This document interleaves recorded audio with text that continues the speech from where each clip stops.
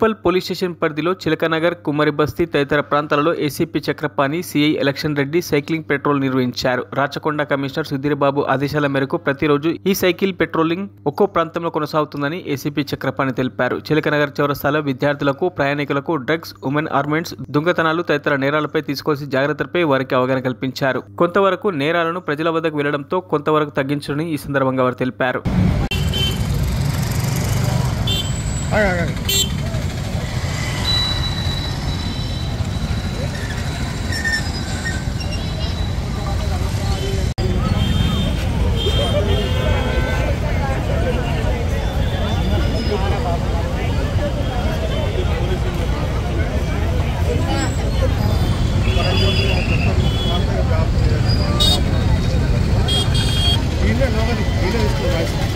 public